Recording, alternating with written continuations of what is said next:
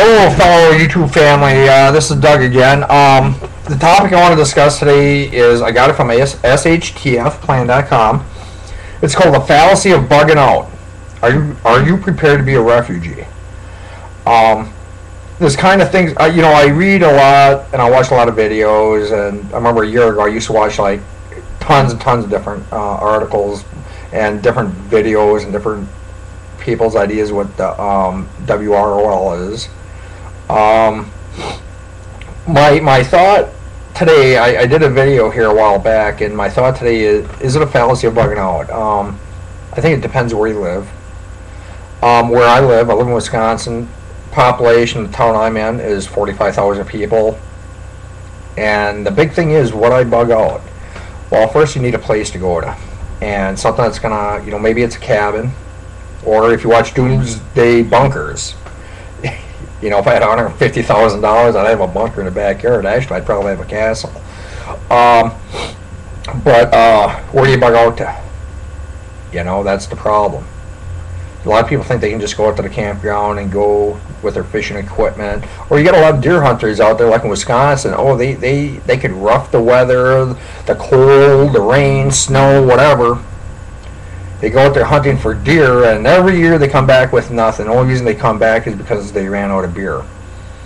Second thing is, if you live in New York City, do you have a bug out? That would be very, very difficult. It'd be very difficult to leave, especially if you live in an apartment building. I think that if we ran into a WRL situation, that people are not going to be able to leave. People are not going to be able to evacuate. People will never get to the main highways, streets, roads. They're going to be clogged. Look at the LA traffic jams, or up in New York and stuff the way it is.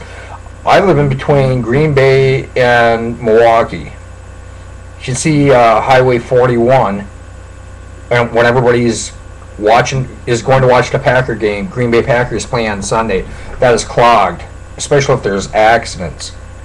There's a lot of dangers in bugging out to begin with. First, you only got 3-4 days worth of food. You got family members might be with you, other people that can't defend themselves. If I got my 91-year-old grandma, she's going to be, actually she's 92. She's not going to be able to move and stuff like that. What if you're on a highway and, there's an accident, or somebody's blocking the highways, and there's going to be, as soon as you stop, people are going to open up your doors, vehicle doors, and try to, take your vehicle or take whatever you got. What really got me thinking about this is a lot of different things. I was watching Doomsday Bunkers, and I really like it. I like how they build their bunkers and stuff like that. To me, that's a really good show. I was watching this one lady the other night, Linda Sanders, and retired police officer, a really lovely lady, and she's got a daughter that's probably 35 and a granddaughter, and she doesn't have a husband or sons or grandsons, but she lives in New York, and she's planning, or she went to the deep earth that builds these bunkers, and what they do is they build bunkers, but her bunker she wanted built was 2.5 to 3 hours away from where she lives. If you live that far, there's a lot of things that you always have to think about. First, you're going to need cash on you no matter what. You're always going to have spare money. And second, you always have to keep your gas tanks filled up. But what along this trip, it's a 3-hour trip. What if somebody's waiting there for them? Pretty much, I'm not saying everyone's going to be an, adversary, but there's going to be a lot of people trying to get what you got. For me to try to bug out for 3 hours away, that's not realistic, but we're all entitled to our own opinions. Lovely lady, it just that bothered me. I seen the Doomsday Preppers here, one of the episodes, and a dentist had all this food storage at home for must be about 1.5 years or 2 of storage he has, but he evacuated to a cave without any supplies, without a bug out bag, nothing. How are you going to survive? Where I live and stuff, population's 45,000 people. We have a mixture of races, white, black, Mexican, and we have Hmongs and Chinese and stuff. We're really a very integrated city. I guess what I'm saying is if something would happen, it's more likely it could happen anywhere between Monday through Friday. Your kids could be at school, you might be at work, and all of a sudden the stock market drops 3,000 points, 4,000 points. Stuff like that could happen. Let's say if Greece, Portugal, Spain defaults, the euro is going to break, and we'll feel the ripple effects here. If we go to war with Iran, or Israel does, immediately the stock market would start falling. What I'm getting at is that these are things that could happen anytime during the week when you're at work. For a lot of people, unfortunately, I work at home, but unfortunately, I got kids at 2 different schools. I got 5 kids, 2 10-year-olds, 2 12-year-olds, and a 15-year-old. They're at school. What do? Well, the big thing is I stay at home. Somebody's going to stay at home. I'm well supplied for food and stuff like that. One of my next videos is going to be about a week and a half from now. I'm going to kind of show everybody my food storage, and hopefully you'll like it.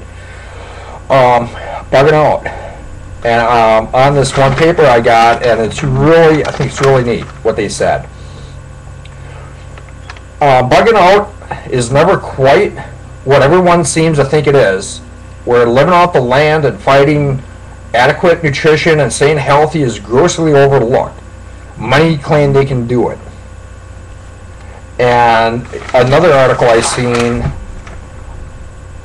was part of it is running is also thought of as being romantic, adventurous, brave. In some circles, taking on the world all by yourself while you're on the run is a common sense in movies and books, but it has nothing to do with in real life. Running means you're in full-blown survival mode and all bets are off, including all notions of morality, right and wrong, doing the right thing, and what you can even reasonably expect to happen. Anything can happen if you run. I think bugging out is great if you can get to it. Let's say if you're a Southern Prepper 1. He's got an excellent plan. He's got a community in place and everything. I think some places you can get to, I think. But trying to evacuate New York City, could you imagine if all of a sudden the sirens went off over Washington, D.C., that a nuclear warhead was going to hit Washington, D.C.? How many traffic jams would there be? How many people could actually get out? They got about an hour to leave. But there's things I'm not saying it's wrong to have bug-out bags. Have bug-out bags, it's always a last resort. But I tell you what, in order to get to my house, because if I had to bug out, I'd lose 80% of my gear, food, I'd lose my shelter, my heat, the bathroom, water, clothes. That is very important stuff. But before somebody would take my house, they'd have to burn it down with me in it. And but I already have established a community with a number of other soldiers that were former soldiers. But what I'm getting at is they'd be held to pay to try to get into my house. If there was a fire or something like that, or if there's total chaos in Greece, you got flash mobs coming at you, 50 people or 100 people, you might have to leave, but you have to have plans.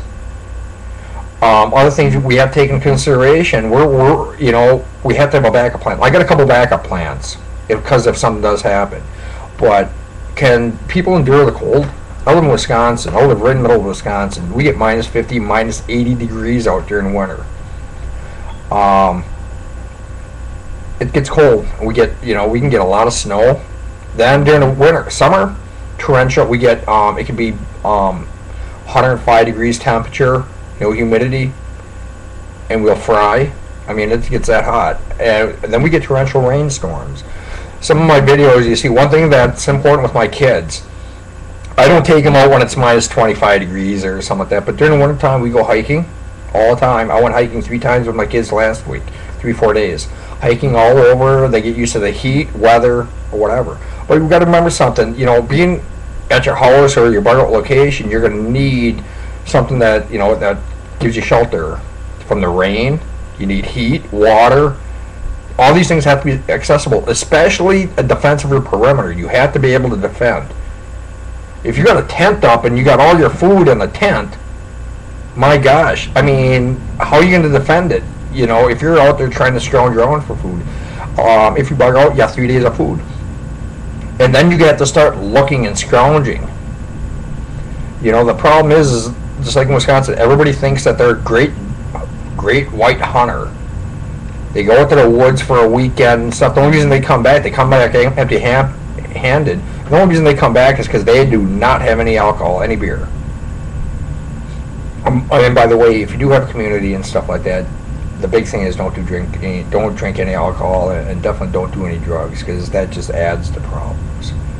But these are things that I want you to think about. Can anybody go out there in the woods after 3 or 4 days of rain pouring on them? All their clothes are wet.